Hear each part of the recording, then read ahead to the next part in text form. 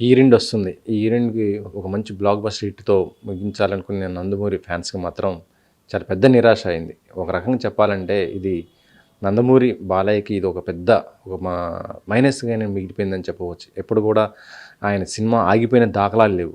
కానీ మరికొద్ది గంటల్లో ఇలా రిలీజ్ అవుతుంది అనుకున్న ఆ టైంలో ఇలా వాయిదా పడటము, ఇప్పుడు అది ఎప్పుడు రిలీజ్ అవుతుందో కూడా తెలియని పరిస్థితి. మరి ఆర్థికపరమైనటువంటి సమస్యలన్నీ కూడా పరిష్కరించారా లేదా అనేది కూడా ఇదొక ప్రశ్న.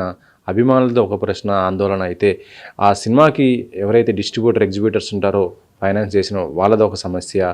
ఇప్పటికీ ఆ సినిమాకి సంబంధించి థియేటర్లకు తీసుకుని మళ్ళీ ఏరే సినిమాలకి మార్చుకున్నటువంటి థియేటర్స్ది మరొక సమస్య. ఇలా ఈ అఖండ చుట్టూ అనేక సమస్యలు ఉన్నాయి.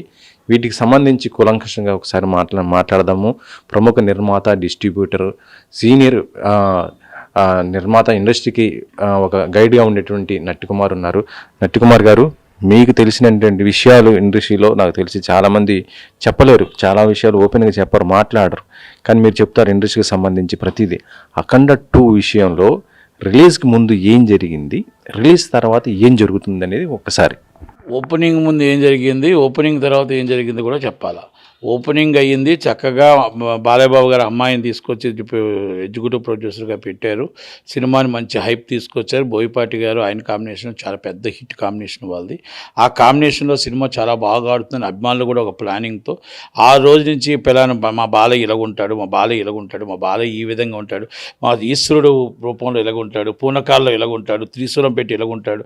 ఒక ఎక్స్పెక్టింగ్స్లో ఉండి దాన్ని హోమం చేయించి, అవి చేసి, పూజలు చేసి, పాలాభిషేకాలు చేసి, కుంకాభిషేకం చేసి, మొత్తం కటౌట్లు పెట్టి అన్నీ చేసి సినిమా రిలీజ్ 6:30కి, రాత్రి 9:30కి టికెట్లు తీసుకొని లైన్ కట్టి టికెట్లు తీసుకునేటప్పటికి సడన్గా ఒక షాక్, ఇంక్లూడింగ్ నాకు కూడా. నేను ఒక ఎగ్జిబ్యూటర్గా నేను టీవీ చూస్తుంటే ఇప్పుడే మన చేతుల్లో లేదు, చేతుల్లో కొన్ని ఉండవు కనుక దయచేసి ప్రీమియర్ షో క్యాన్సల్. షాక్. ఇక్కడ ప్రీమియర్ షో క్యాన్సిల్ అన్నారు, ఇండియాలో క్యాన్సిల్ అన్నారు, మరి ఓవర్సీస్లో పడుతున్నాయని మళ్ళీ దాంట్లోనే ట్వీట్ చేశారు. ఓవర్సీస్లో యథావిధిగా పడతాయి అన్నారు. ఆ 10 గంటల తర్వాత వాళ్ళ ఫోన్లకు ఓవర్సీస్, జర్మనీ నుంచి, యూఎస్ నుంచి, యూకే నుంచి మొత్తం అందరూ ఫోన్లు, అన్న ఏమైనా క్లియర్ అయిందా ఏమైందన్నారు. జనాలు మొత్తం $18 పెట్టాం, $20 పెట్టాం, సినిమా అంతా ఫుల్స్ అయిపోయింది, మా పరిస్థితి ఏంటో తెలియదు, ఇక్కడ మాత్రం ఒక డిఫరెంట్ ఉంటుంది, డెమరేజ్ పడిపోతాయి, మాకు చాలా కష్టాలు ఉన్నాయి, ఇబ్బందులు ఉన్నాయి. 12 గంటలకి సినిమా మొత్తం క్యాన్సిల్ అని అనౌన్స్ చేశారు. అంటే వాళ్ళు చేసిన సింపుల్ అదే.